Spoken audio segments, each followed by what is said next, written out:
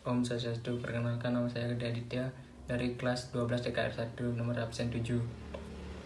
Di sini saya akan mempresentasikan tentang sistem pelumas. Sistem pelumas harus ada pada sebuah mesin pada kendaraan.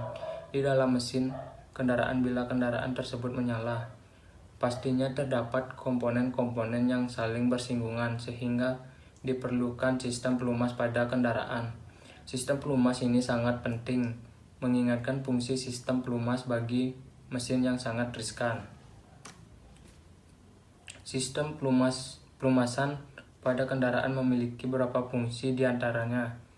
Sistem pelumas yaitu komponen pertama, oli karter, fungsinya untuk menampung oli.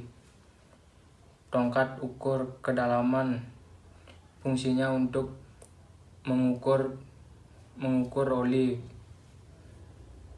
Tutup pengetapan untuk membuang oli.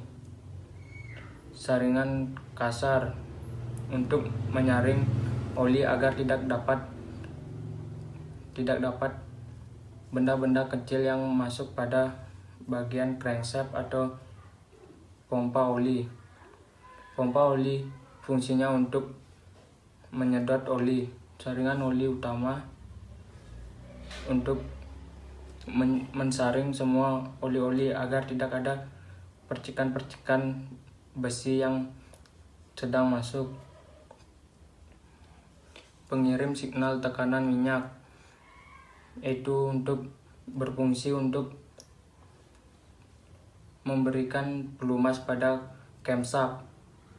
Saluran serambi utama oli untuk melumasi crankshaft.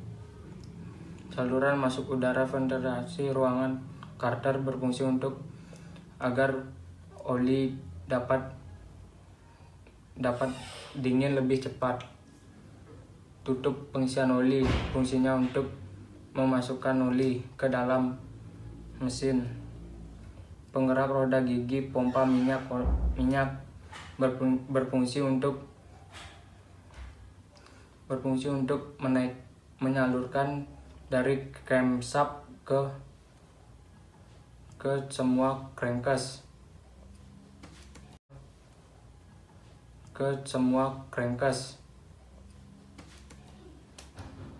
Yang pertama sebagai pendingin.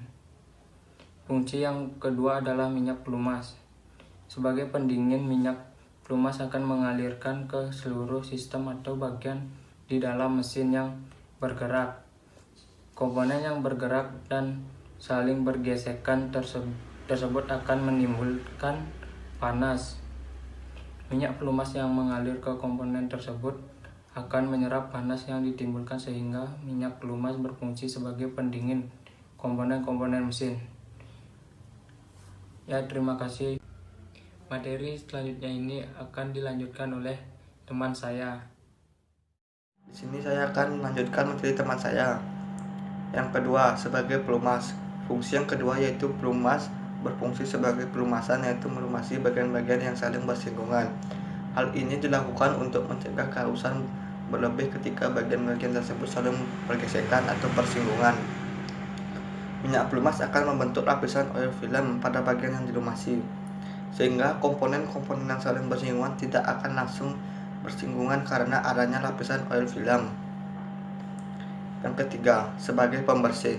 Fungsi yang ketiga adalah minyak pelumas sebagai pembersih. Komponen ini dalam mesin kebanyakan terbuat dari bahan logam, sehingga bila komponen-komponen tersebut saling bergesekan, maka akan menimbulkan keausan. Karena keausan tidak dapat dicegah namun dapat dikurangi.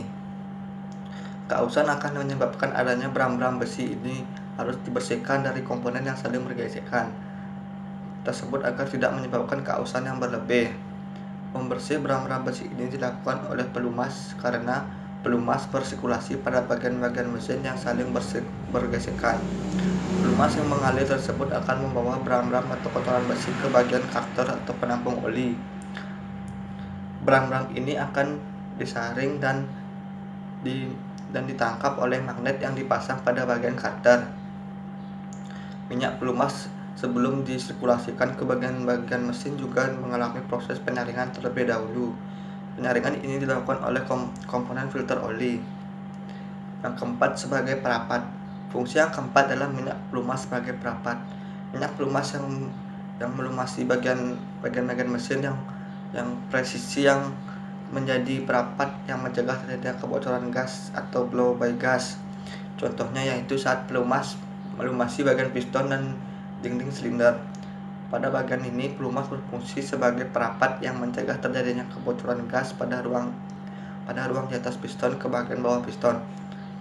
Materi selanjutnya akan dijelaskan oleh teman saya. Sekian, terima kasih. Di sini saya akan melanjutkan presentasi dari teman saya. 5. Pencegah karat. Fungsi yang kelima adalah minyak pelumas sebagai pencegah karat. Seperti yang sudah dijelaskan di atas, bahwa komponen-komponen sebagian besar terbuat dari logam. Komponen yang terbuat dari logam akan berkemungkinan terjadi karat. Jika karat ini terjadi pada komponen-komponen di dalam mesin, akibatnya akan mudah membuat mesin rusak. Oleh sebab itu, komponen-komponen yang di dalam mesin harus bebas dari karat sehingga pelumas mampu mencegah timbulnya karat pada komponen-komponen di dalam mesin. Sehingga pemeriksaan minyak pelumas pada mesin harus dilakukan dengan baik. Mengganti minyak pelumas harus dilakukan dengan cara sesuai dengan jadwal yang telah ditentukan oleh pabrik. Mengganti minyak pelumas harus disesuaikan dengan kekentalannya, viskositasnya sesuai dengan disarankan oleh pabrik. Jangan gunakan minyak pelumas yang terlalu kental ataupun terlalu encer. Jumlah minyak pelumas yang ada pada mesin harus disesuaikan jumlahnya. Jangan terlalu banyak ataupun terlalu sedikit. Jenis sistem pelumas. 1. Sistem percik. Pada sistem percik, konstruksinya cukup sederhana karena oli mesin disalurkan ke seluruh komponen yang melalui gerak poros engkol. Tentu ada sebuah komponen seperti sendok yang akan memercikkan oli ke seluruh bagian mesin. Hanya saja, sistem ini kurang efektif melumasi seluruh komponen yang memiliki lokasi agak jauh dari poros engkol. Sehingga sistem percik hanya dipakai pada mesin tipe kecil seperti mesin sepeda motor, mesin pompa air atau pemotong rumput. 2. Sistem pompa. Sistem kedua memanfaatkan penekanan oli melalui pompa. Sistem kedua terbukti lebih bisa menyalurkan oli ke seluruh komponen mesin karena memiliki seluruh yang terintegrasi dengan pompa ke bagian-bagian mesin. Beberapa motor produksi terbaru sudah menggunakan sistem pompa ini karena nilai lebih efektif dan dalam hal melumasi. Kali ini saya akan melanjutkan presentasi teman saya. Pertama, komponen sistem pelumas mesin. 1. Bak oli Carter. Fungsinya untuk menampung oli mesin. 2. Pompa oli. Fungsinya untuk menimbulkan aliran oli mesin. 3. Filter oli. Fungsinya untuk menyaring oli dari kotoran.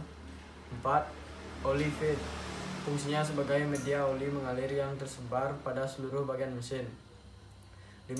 Oil jet. Komponen yang terletak di bawah silinder mesin ini memiliki fungsi untuk menyemburkan oli ke bagian batang penggerak. 6. Oil pressure sensor. Fungsinya untuk mendeteksi tekanan oli untuk mengetahui kondisi pelumas mesin. 6. PCP valve merupakan rangkaian saluran mesin untuk membuang gas pembakaran dari dalam mesin.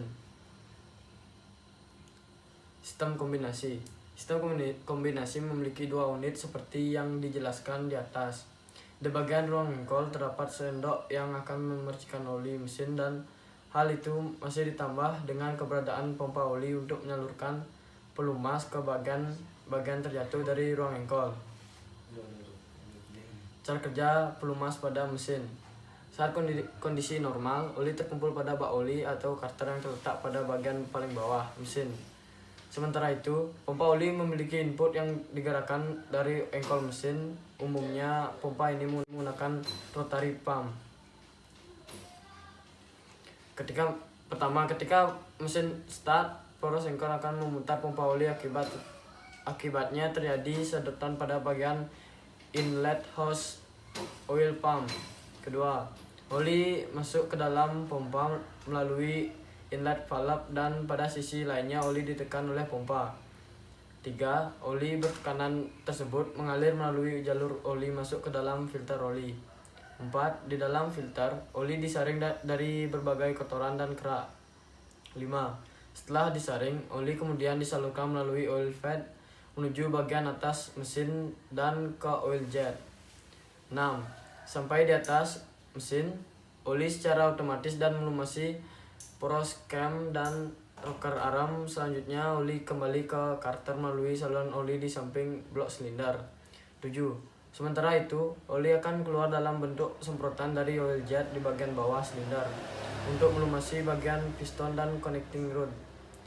8. Di bagian poros sengkol terdapat komponen wake balance yang berbentuk seperti skop, sehingga ketika poros sengkol berputar, oli dari karter akan diobrak-abrik oleh wake balance agar tersebar ke seluruh bagian mesin. Sekian dari presentasi kami ucapkan Promo Santi. Om Santi.